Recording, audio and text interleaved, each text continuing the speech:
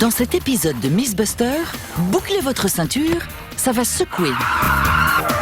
Mince! Et ça va cailler. Je sens plus mes doigts! Adam et Jamie vont en découdre en voiture d'espion. Je t'ai eu! T'en veux encore? Est-ce que des deux roues aux dents acérées T'en as eu assez? et des mitrailleuses de capot, ça marche vraiment? Tu peux zigzaguer! Je te lâche pas! Les aventures de Carrie, Tori et Grant ne vous laisseront pas de glace. Mythbusters on Ice. Leur objectif? Découvrir si une balle tirée sur un lac gelé peut vraiment tourner comme une toupie. Il n'y a pas de fil. Si tout commence à San Francisco, Je vois pas de balle toupie. c'est en pleine nature que nos Mythbusters vont devoir affronter les éléments déchaînés. Le prochain, c'est aux Bahamas? Qui sont les Mythbusters? Adam Savage et Jamie Heineman. Que la fête commence. À eux deux, ils ont plus de 30 ans d'expérience dans le domaine des effets spéciaux. À leur côté, Grant Imahara, Pour la science. Carrie Byron Voilà ce qu'il me faut. et Tori Bellecci. Ils ne se contentent pas de recenser les mythes, ils les mettent à l'épreuve.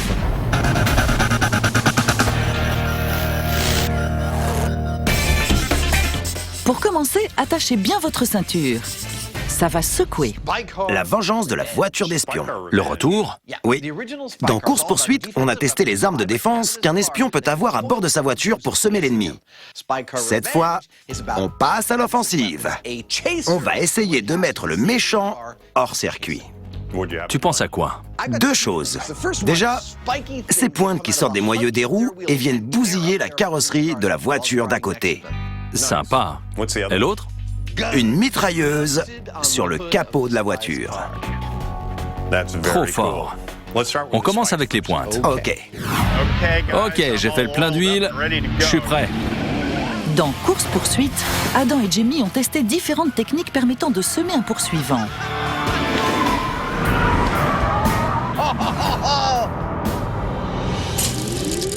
Cette fois, il est temps de passer à l'attaque. Est-ce qu'une mitrailleuse montée sur un capot et des roues armées de pointes, ça fonctionne?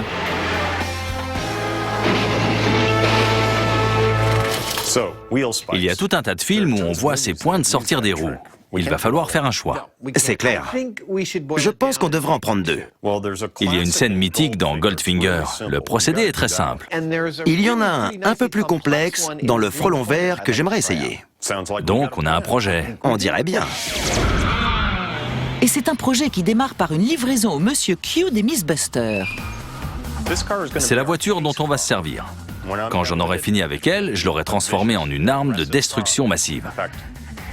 Je vais l'appeler la balafre. Elle va en laisser des cicatrices. Pendant que la voiture attend gentiment, Jamie s'attaque à la construction du premier système de pointe, celui de Goldfinger. C'est assez simple.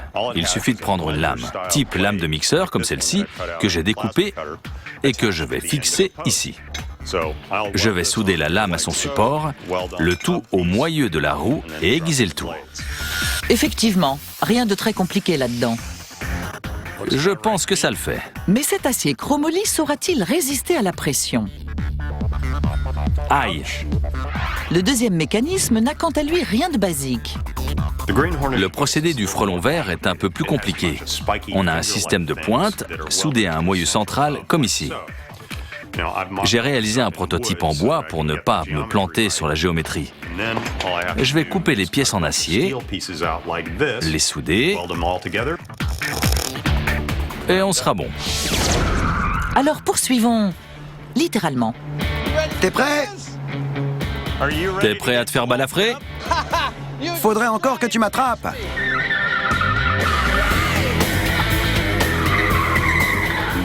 Amuse-toi tant que tu le peux.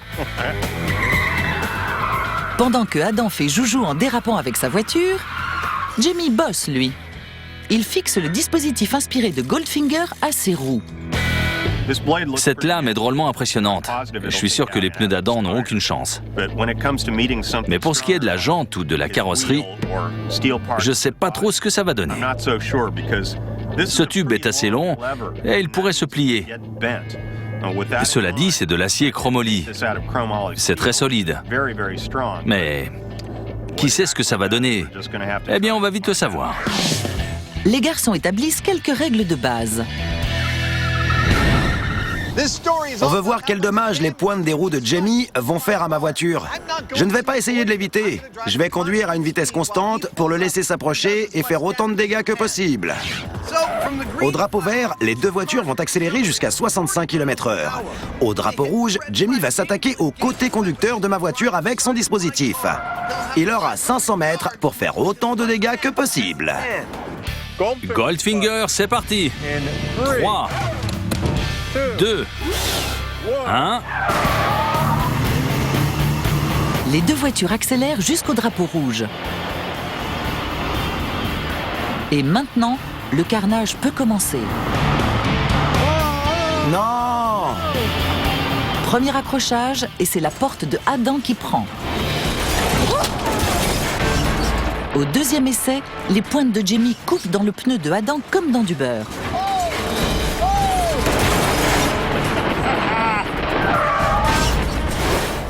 Cette perte d'adhérence se révèle fatale à la voiture, qui s'arrête lentement mais sûrement. Tout va bien? Tu as tué ma voiture, complètement détruite. Il n'y a qu'une conclusion à en tirer. Pour le dispositif inspiré de James Bond, c'est mission accomplie. T'as vu ça? Génial! Ça a super bien marché. Ouais, l'arrière de la voiture et le pneu n'ont eu aucune chance. Trop facile. C'était une sacrée montée d'adrénaline. Un accident provoqué, ça m'était jamais arrivé. Surtout pas avec une personne qui veut délibérément me faire du mal. C'est flippant!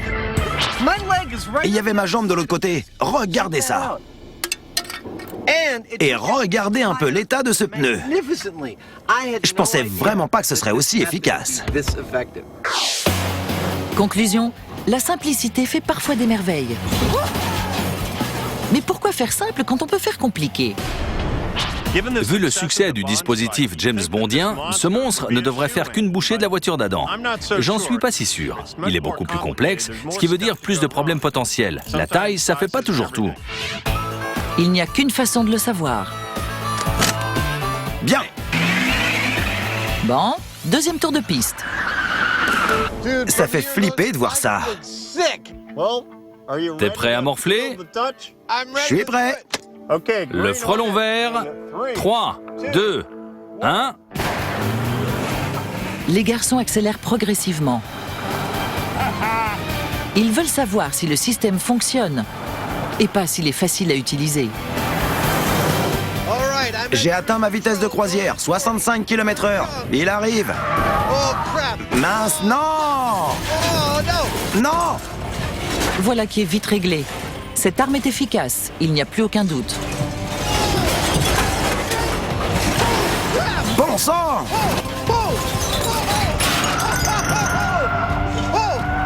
Allez, je t'attends, allez! Allez! Même si Adam est prêt à en découdre, une estocade plus tard, il doit s'avouer très vite vaincu. Regarde ça! Mission destruction accomplie! C'est dingue! Je sens que je deviens bon à ce petit jeu. T'as laissé aucune chance à ce pneu. J'ai attaqué ici et j'ai reculé jusqu'au pneu. Ça a fait un sacré bruit. Génial! Ce deuxième dispositif a mis la voiture de Adam en pièces, l'ouvrant comme une boîte de sardines et détruisant le pneu. Non! Mais Jamie n'est pas convaincu. Pour moi, ce procédé, c'est plus de l'esbrouf qu'autre chose. Il a fait de gros dégâts sur le pneu et le côté de la carrosserie, mais pas plus que le premier dispositif, celui de James Bond. Jamie a raison. Les deux systèmes ont plus ou moins eu la même efficacité. Qu'est-ce que c'est que ce monstre? Et les deux ont eu raison de la voiture de Adam. Je m'arrête. Mais Jamie pense qu'on peut aller plus loin.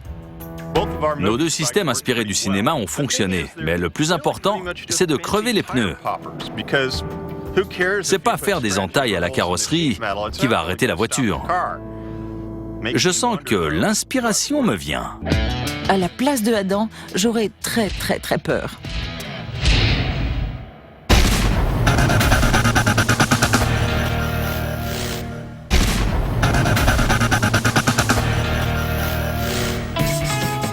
Attention, on va vous faire tourner la tête. Notre prochain mythe nous vient d'une vidéo qu'un téléspectateur nous a envoyée. C'est un peu bizarre. T'as encore la vidéo? Je veux la voir. C'est pas ce que tu penses. Il y a un type sur un lac gelé avec des amis. Il tire une balle de 9 mm sur la glace et la balle se met à tourner comme une toupie. Ça, c'est du mythe. Un mythe qu'on va tester. Quand on tire une balle, elle tourne à plus de 80 000 tours minute. Ça, c'est connu. Mais est-ce qu'une balle tirée sur un lac gelé Regardez juste là. tourne comme une toupie? Il n'y a pas de fil. Alors de deux choses l'une. Cette vidéo, un faux ou un tox? Je vous avoue que j'ai des doutes. Ouais, c'est bizarre, mais ça vaut le coup de tester. C'est clair. Mais on va le trouver où, notre lac gelé? C'est l'été. J'y ai pensé. Et on va fabriquer notre propre lac gelé. On a déjà fait plus fou. Mais on va tenter deux choses. Un tir direct sur la glace et un autre avec ricochet. Et on verra si on obtient une balle toupie. C'est parti. Mais chaque chose en son temps. Tori travaille sur la poignée du revolver. En fait, il s'agit davantage d'un banc de tir, car pour ce mythe, la géométrie joue un rôle clé. Si ce mythe est vrai, il va falloir trouver avec quel angle tirer sur la glace. J'ai mon revolver, mon banc de tir. Je dois maintenant construire un support ajustable pour qu'on puisse tirer sur la glace à différents angles. Trouver le bon angle est essentiel. Trop plat et la balle se déformera et ne tournera pas. Trop faible et la petite coquine se fera la malle et sera impossible à retrouver. J'en sais un peu plus sur le tireur du mythe. Il fait 1m80 et a tiré 1m80 devant lui. Comme Tori fait 1m80, il va prendre la place du tireur. Mets-toi derrière la ligne. Prends le revolver et vise 1m80 devant toi. Tu as un pointeur laser pour trouver le repère. Je vérifie l'angle du revolver et la distance au sol. On est à environ 42 degrés. La hauteur, on est à 1m13 du sol. On va pouvoir placer notre banc de tir au bon endroit pour obtenir le résultat recherché. On sait où le mettre. Pour commencer. Oui. Savoir par où commencer, c'est un début. Le matériel est prêt, le mythe va être dans la ligne de mire. On est venu sur le champ de tir du Chabot Gun Club pour recréer les conditions de la balle toupie. Dans le mythe, elle a été tournée sur un lac gelé en plein cœur de l'hiver.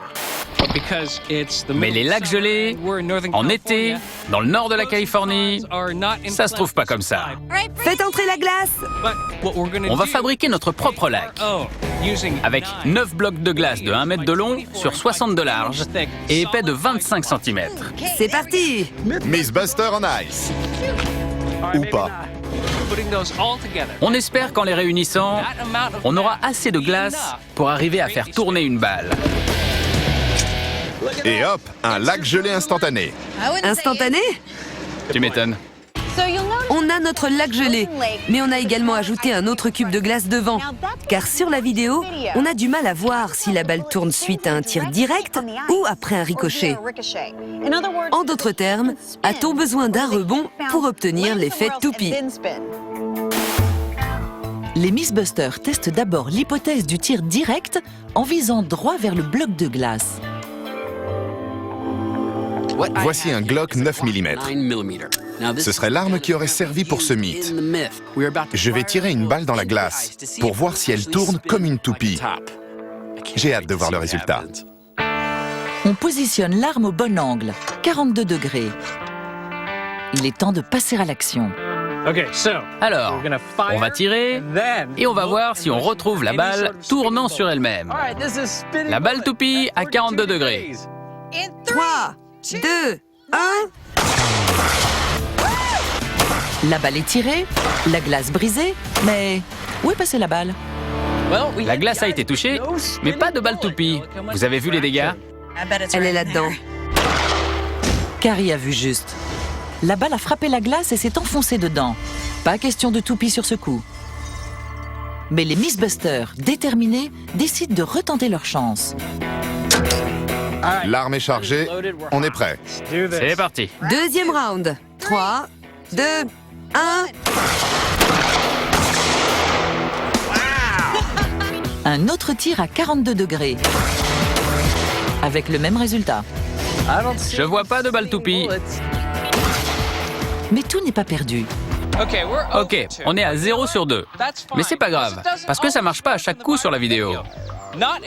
La balle ne tourne pas toujours. On peut pas encore tirer de conclusion. 3, 2, 1... Au troisième essai, toujours pas de toupie. Mais la balle retrouvée laisse entreapercevoir une lueur d'espoir. Regardez ça. La balle ne s'est pas déformée. Il y a donc peut-être un fond de vérité dans ce mythe. Elle pourrait potentiellement tourner. Mais à l'essai numéro 4, Où elle est partie, la coquine? numéro 5, Elle est pas là. numéro 5 et numéro 6, toujours pas de toupie. Et l'optimisme des Mythbusters fond comme neige au soleil. Le soleil arrive. Notre lac est en train de fondre et on n'a toujours pas vu de balle toupie. Il est temps de passer au plan B. En tirant directement sur la glace, on n'a pas eu beaucoup de succès. On va changer notre angle de tir pour essayer d'avoir un ricochet. On va viser le bloc de glace en espérant récupérer une balle toupie sur notre lac gelé. Ça va pas être facile.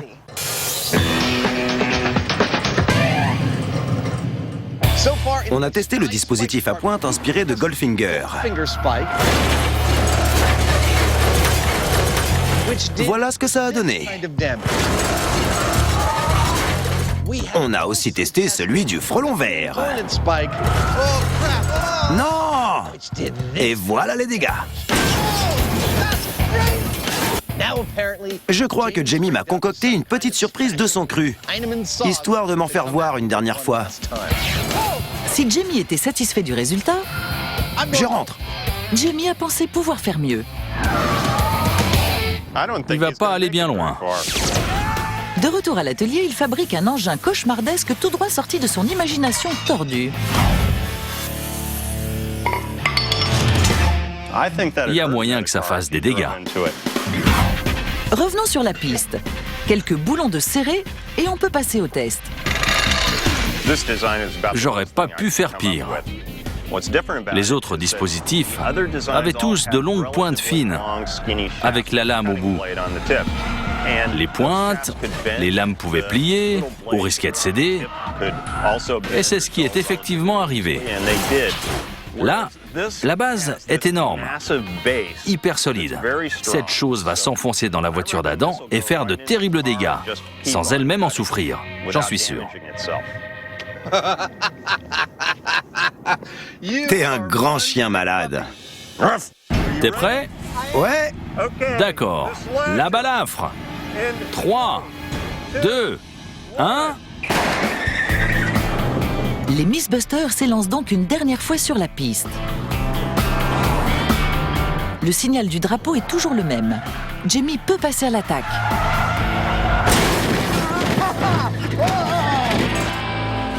Il ne fait qu'une bouchée du pneu arrière de Adam. Puis ne laisse aucune chance à sa carrosserie. Il creuse une énorme balafre sur tout le côté. C'est tout ce que tu peux faire? Adam à sa merci, Jamie se prépare à lui donner l'estocade. T'en as assez? Adam peut dire adieu à son pneu avant. C'est bon?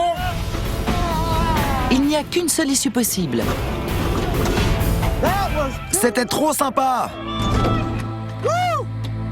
Je viens de réaliser un rêve de gamin. Je veux une autre voiture. Je veux recommencer. Ça a été un vrai massacre. Pas à la tronçonneuse, mais c'est tout comme. Faut que je vois ça. Je crois que j'ai un peu abîmé ta voiture. Je suis désolé. Je sais pas ce qui m'est passé par la tête. Quelle horreur! Il est où, mon pneu? Il a disparu! Je me serais cru dans un manège déchaîné. Il s'en est d'abord pris à ce pneu et à ma porte. J'ai vu de la vitre sauter, comme du popcorn. Et puis, le pneu avant, disparu. Je pensais pas que c'était possible. Si on nous avait dit ce que ça allait donner, on n'y aurait pas cru. Et son dispositif est en parfait état. A-t-on trouvé une méthode efficace pour mettre un ennemi hors circuit? Tout ce qu'on a essayé a fonctionné au-delà de nos espérances. Le mythe est confirmé. Tu m'étonnes. Le premier mythe de la voiture d'espion numéro 2 a su tailler dans le vif. Il est temps de sortir l'artillerie lourde.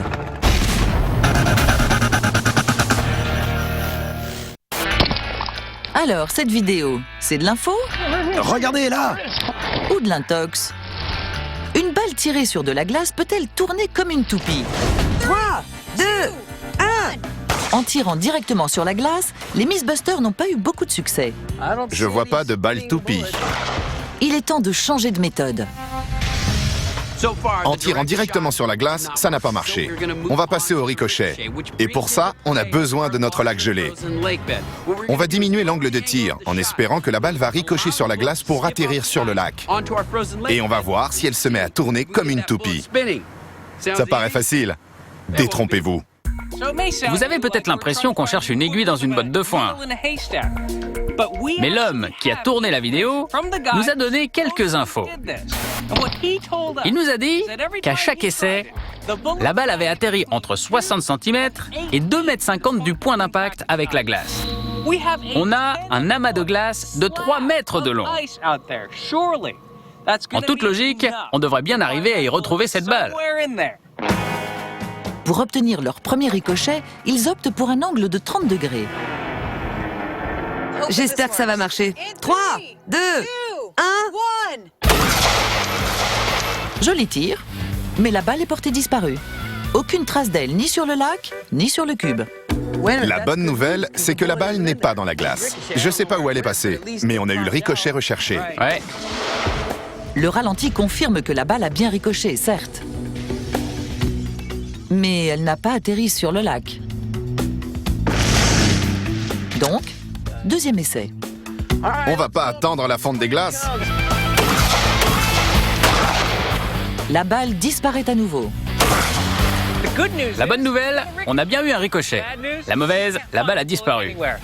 On la trouve nulle part. C'est pour ça qu'on a cette chose. Ce tableau, couvert de papier blanc, va nous permettre de savoir où la balle est partie. Ok, on est prêt? Ça, c'est de la théorie. On a trouvé la formule magique? Mais en pratique, l'attrapeur de ricochet ne rattrape rien du tout. Elle doit partir bien au-dessus alors. L'équipe a beau arrondir les angles, que ce soit en plus, Ok, on est à 45 degrés. en moins, 31 degrés. 31 degrés. ou entre les deux. Ok, on est à 38 degrés. Après le ricochet, la balle ne réatterrit jamais sur le lac. Et je vois pas de balle toupie. Je trouve pas le ricochet. Rien? Rien sur le tableau. On pourrait y passer la journée. On y a passé la journée. Une journée pour le moins décevante. Les Mythbusters n'ont pas réussi à remettre la main sur un seul ricochet. Il est donc impossible de tirer de conclusion. On doit viser plus grand. Il nous faut quelque chose de plus gros et de naturellement gelé.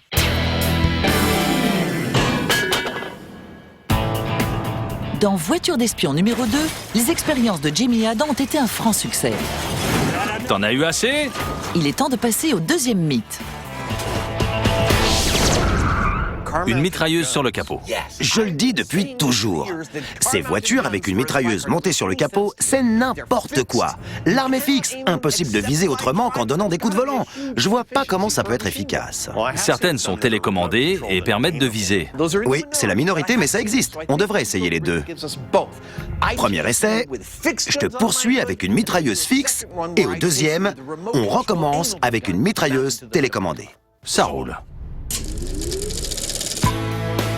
Dans tous les films d'espions, on voit ces voitures équipées d'une mitrailleuse sur le capot. Mais est-ce que ça fonctionne? Un tel dispositif, qu'il soit fixe ou amovible, permet-il de viser avec précision? Adam a déjà choisi la voiture et l'arme qui vont lui permettre de tester ce mythe. C'est une ancienne voiture de police. Et voici un super flingue de paintball.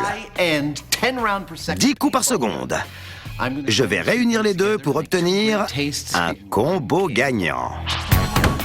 Monter la mitrailleuse fixe ne devrait pas présenter de gros problèmes. Pour ce qui est de la mitrailleuse télécommandée, là, c'est une autre histoire. Pour l'arme télécommandée, je dois d'abord construire un support qui va lui permettre de bouger sur 3 dimensions pour que je puisse viser la voiture de Jamie où qu'elle soit.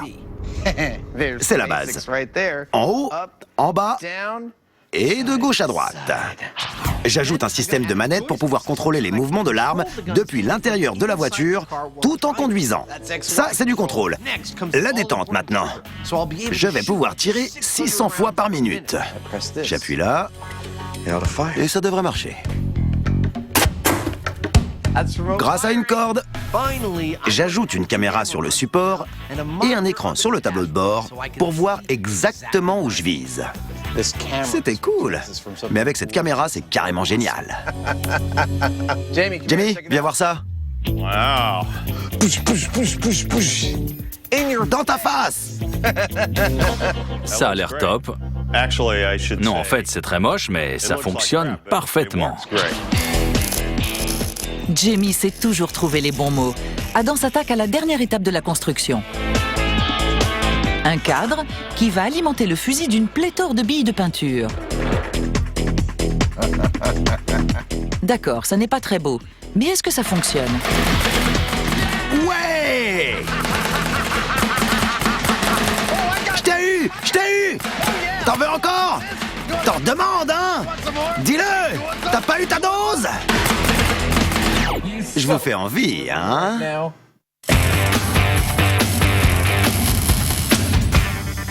On en est où? On a 2 problèmes.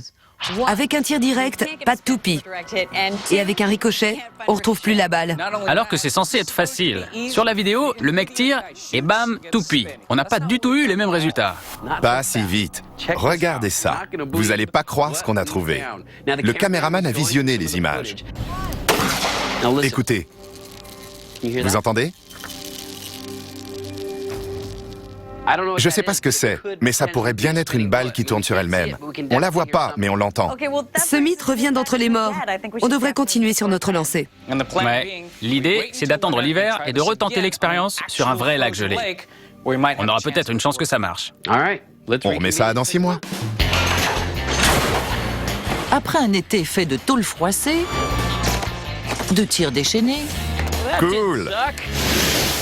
d'étincelles et de fumée, Tori s'est concentré sur la base scientifique de la balle toupie. Ces balles tournent bien sur la glace. C'est pas une arnaque. On peut imaginer que la balle se comporte comme un patin à glace en fait. Quand la lame touche la glace, celle-ci fond, créant une barrière aquatique permettant au patin d'évoluer. C'est peut-être aussi ce qui se passe avec la balle. Elle frappe la glace, la chaleur fait fondre la glace, entraînant une barrière de vapeur, et la balle tourne à cause du canon rayé du revolver. En heurtant la glace, elle tourne comme une toupie. Ce mythe est peut-être bien réel. Tori, Grant et Carrie échangent le soleil californien pour le blizzard de la Sierra Nevada. Cet hiver, nos Miss Buster se sacrifient pour la science. Laissez-moi là. Il y aurait un lac gelé dans le coin. Je crois qu'il est par là. Ça avait l'air beaucoup plus joli dans les brochures. Derrière moi, j'ai un lac gelé. On dirait pas comme ça. Ça ressemble plus à un champ de neige. On est à 2400 mètres et il fait moins 12 degrés. Ce sont les conditions idéales pour tester ce mythe. Le problème, c'est qu'on est en pleine tempête de neige. Et je me pèle les miches. Le prochain, c'est aux Bahamas? Oui, Malgré l'optimisme de Tori, le froid de cet enfer de glace est loin d'être le seul de ses soucis. On a eu du mal à construire notre lac gelé. Mais à côté de ça, c'était un jeu d'enfant. Je vous explique le problème. Le matériel qu'on a laissé dehors cette nuit est maintenant sous 2 mètres de neige. Notre secouriste ne peut pas venir parce que la route est fermée. Et le pire de tout, c'est que le lac est enterré sous 1 mètre de neige, ce qui veut dire qu'avant toute expérience, on doit creuser pour déneiger la glace. La bonne nouvelle, si on peut dire, vu les conditions, c'est qu'on a trouvé la glace. On va pouvoir passer à l'étape suivante. Je vous rappelle notre mythe. On tire une balle de 9 mm sur un lac gelé et la balle se met à tourner comme une toupie. C'est pas très malin de tirer sur la glace qui est sous nos pieds, mais les Mythbusters et la logique, ça fait 2. Bien, la balle toupie. 3, 2, 1...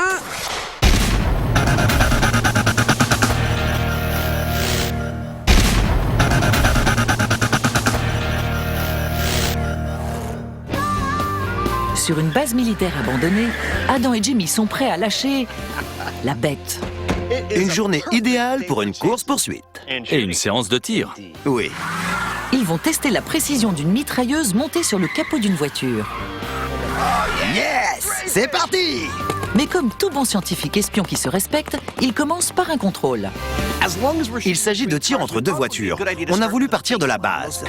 Dans les films, quand il y a une course-poursuite, ce qu'on voit le plus souvent, c'est le poursuivant tirer sur la voiture qu'il poursuit avec un revolver. Je serai ce conducteur. Et voici mon fidèle revolver. Mr. Heinemann sera mon acolyte. Et enfin, dans le rôle de la cible, le pilote de la police Brian Fraser au volant d'une voiture spécialement modifiée pour l'occasion. On ne peut pas se servir de vraies balles pour ces expériences. On a donc retiré le pare-brise arrière pour que les billes de peinture passent comme le feraient de vraies balles. Et si elles atteignent leur cible, ça fera ça sur le casque. On a peint le reste de la voiture en gris clair pour qu'on ne puisse pas louper la peinture orange. On a protégé les roues pour bien voir si les balles de peinture les atteignent. Tout est prêt. Il est temps de faire un premier essai qui servira de référence aux expériences suivantes. Tirer depuis la fenêtre d'une voiture. Brian, c'est quand tu veux. C'est parti! Ah, ok! Adam a un chargeur avec 14 balles pour atteindre sa cible. C'est dur de conduire avec une main. Alors que Brian tente de s'échapper, Jamie compte le nombre de balles tirées par Adam. 4. Et combien ont touché la cible? Allez, 12.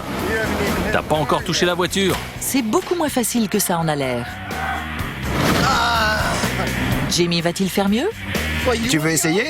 Ouais. Bien, t'as 14 billes. On va l'avoir.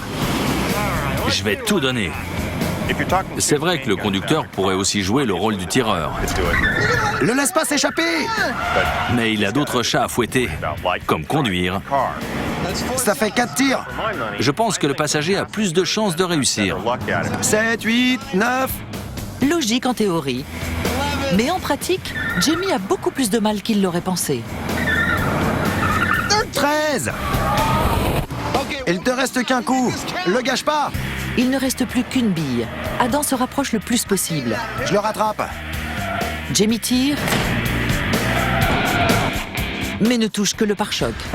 14, mec. Tout le magasin y est passé. Finito. Tirer depuis la fenêtre de la voiture ne s'est pas avéré très concluant. C'était beaucoup plus dur que ce qu'on aurait cru. On ne dit pas que c'est impossible, mais on n'a réussi ni à stopper la voiture, ni à tuer le conducteur. Une question s'impose alors. La mitrailleuse montée sur le capot de la voiture sera-t-elle plus efficace? On va d'abord tester la mitrailleuse en position fixe. Qu'est-ce que je pense que ça va donner? J'ai ma petite idée depuis des années. Et c'est pour ça que j'ai voulu faire ce test. Je crois que je vais pas réussir à toucher Jamie.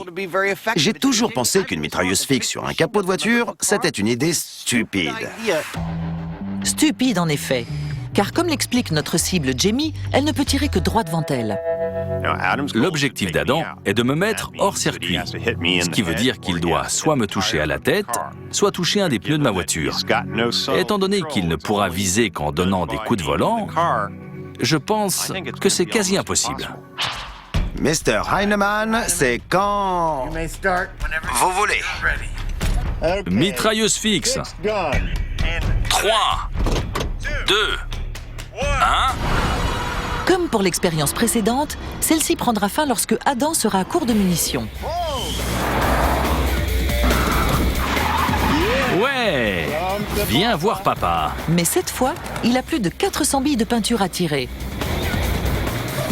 Vas-y, montre-moi ce que t'as dans le ventre. Au début, tout se passe comme prévu. Adam manque tir après tir. Lentement mais sûrement, il finit par trouver son rythme. Je crois que je suis touché et je suis pas sûr. Très rapidement, c'est un vrai déluge de billes qui s'abat sur notre pauvre Jamie. Il y a des impacts sur tout le pare-brise. Ça sent pas très bon pour moi. Jamie a beau tout tenter pour s'échapper, Adam vise dans le mille à chaque coup. Jusqu'à ce qu'il soit à court de munitions. Sacré carnage! Je pense que j'ai obtenu mon permis de tuer 0-0. L'agent Heinemann a été neutralisé.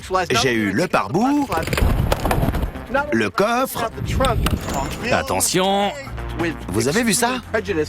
J'ai aussi eu l'arrière de son siège. Et son casque. Je crois que je suis touché et je suis pas sûr. Et j'ai détruit son pare-brise et plusieurs de ses vitres. Le pare-brise est touché. Étant donné que l'arme était fixe, comment Adam s'en est-il aussi bien sorti? Pendant le premier tiers de l'expérience, je tentais de rattraper Jamie qui zigzaguait. C'était comme si mes balles glissaient sur sa voiture et d'un coup, j'ai compris. En appuyant sur le frein, l'avant de la voiture s'abaisse, ce qui me permet de viser. Ça me donnait un angle d'action de plus ou moins 10 degrés. Génial! En plus de ça, je faisais des embardées. Et vers le milieu de l'expérience, j'ai trouvé mon équilibre. Et j'ai réussi à toucher l'emplacement du conducteur. Et ça a vraiment beaucoup mieux marché que ce que j'aurais imaginé. Même fixe, la mitrailleuse sur le capot s'est révélée très efficace. Il suffit juste de savoir conduire comme 007. On en reste là? Non. Cette chose bouge et je vais pas me gêner pour m'en servir. Objectif, tuer Jamie. Pour de faux, bien sûr. On est sur le lac Keppels qui est entièrement gelé. Le vent nous souffle en plein visage à 40 km/h. Il fait un froid de canard. Et c'est pas prêt de s'arrêter. Les conditions de travail de nos Mythbusters n'ont rien de facile. Vu les conditions météo, voilà notre plan. On a positionné notre revolver avec un angle de 42 degrés. On va appuyer sur la gâchette à l'aide d'une ficelle et on va courir pour essayer de retrouver la balle. Et avec tout ce blanc, on fera un montage des images du résultat. Bonne idée. La balle toupie. 3, 2, 1. Courez! Hélas, c'est un nouvel échec. Et voilà la balle. Mais elle ne tourne pas. Pas du tout. Les essais se succèdent et se ressemblent. Pas de balle toupie. Toujours aucun résultat. Je sens plus mes doigts. Et je vois pas de balle. La température est au plus bas, moins 15 degrés. 3, 2, 1. Comme le moral de nos Mythbusters. Ça craint. Mais Tori veut faire une dernière tentative. Il y a plusieurs options. Soit la balle vient toucher la glace et rebondit vers l'avant, ou elle vient toucher la glace et atterrit dans la neige derrière elle. On va changer la cible de zone, la rapprocher du cœur de glace, tirer, trouver la balle et voir ce que ça donne. En permettant à la balle de ricocher vers l'arrière, nos Mythbusters vont-ils enfin obtenir leur balle toupie? Balle toupie avec possibilité de ricocher en arrière. 3, 2, 1. Allez! Elle tourne! Elle tourne! Elle tourne! Regardez ça! Une balle toupie! Ça a marché! Ce mythe se refait une deuxième santé. J'y crois pas! Moi non plus, on a une balle toupie. Après un nombre incalculable de tentatives, la balle tourne enfin sur elle-même. Et ce n'est que le début. On a réussi une fois, il n'y a pas de raison qu'on n'y arrive pas une deuxième. Allez, on y retourne. 3, 2, 1. Elle tourne! La deuxième d'affilée! Jamais 203. Elle tourne! Une nouvelle réussite. Allez, allez, on enchaîne là. On enchaîne. La chance a clairement tourné. On a dû procéder à quelques ajustements sur le tir, jouer sur les angles et reculer le revolver de la glace. On pense que la vitesse de la balle à l'impact est ainsi diminuée, ce qui permet d'obtenir une rotation après le ricochet, au lieu de voir la balle disparaître à tout jamais. Elle tourne! On enchaîne les succès, le mythe est confirmé. Confirmé. Ça marche trop bien, c'est fou!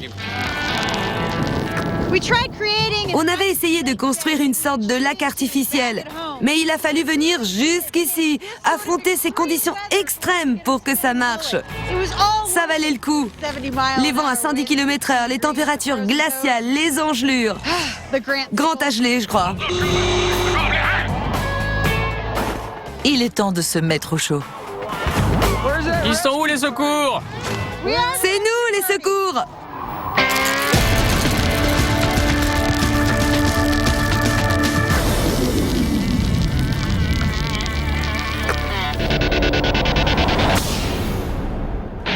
L'arme sur le capot de la voiture de Adam Viens voir papa. n'a laissé aucune chance à Jamie. C'est le moins qu'on puisse dire. Je pensais pas que ça marcherait aussi bien. C'est quoi la suite? Il est temps de sortir mon arme secrète, le clou du spectacle. Grâce à cette manette, je vais pouvoir orienter l'arme sur le capot de haut en bas et de gauche à droite. Je vais pouvoir viser avec précision. Adam s'en est bien sorti lorsque le fusil était fixe. En toute logique, il devrait faire encore mieux en ayant la possibilité de le diriger. Mais il va devoir faire plus de choses en même temps. Peut-être que ça va avoir l'effet inverse. Mitrailleuse télécommandée. 3, 2, 1. Jamie et Adam mettent une dernière fois le pied au plancher. Et c'est parti! Faites ton mieux, mon pote. Je te tiens, Heinemann! T'es à moi! Plutôt que de faire feu sans attendre, cette fois, Adam prend son temps. Tu vas me manger! Adam s'aligne avec sa cible grâce à la caméra fixée à l'arme et à l'écran sur son tableau de bord. Je te tiens! Jamie tente de s'échapper, Tu peux zigzaguer! Je te lâche pas! mais c'est peine perdue. Génial! Je t'ai eu! Vous avez vu ça? En plein dans le mille! Adam tire chaque bille avec une précision incroyable. Dans la tête. C'est un tel succès pour Adam que Jamie s'avoue vaincu. Yes! Après seulement 60 billes de tirées. C'était génial! Je t'ai eu! J'ai une marque au niveau de la tête. Nickel! C'est pas en plein dans le mille, mais t'as 3 impacts à l'arrière du crâne. Est-ce que le fait de pouvoir diriger la mitrailleuse l'a rendu plus efficace? Eh bien, il n'y a qu'à juger sur pièce. Voilà la voiture après cette expérience. Vous vous souvenez de son état avec la mitrailleuse fixe? Elle était couverte de peinture. Cette méthode est beaucoup plus précise si l'on veut en finir avec quelqu'un. Voilà qui est bien dit. Moins de balles pour faire plus de victimes. La mitrailleuse télécommandée est la gagnante de cette guerre froide. Conclusion, installer une mitrailleuse sur son capot, en voilà une bonne idée. Enfin, si on est espion, même la mitrailleuse fixe a été beaucoup plus efficace que ce que j'aurais pensé. Mais leur efficacité provient davantage du nombre de billes qu'elles sont capables de tirer. Tôt ou tard, il y en a forcément une qui va toucher quelque chose. Ouais, mais c'est à ça que ça sert une mitrailleuse, non? Pour sûr, frérot.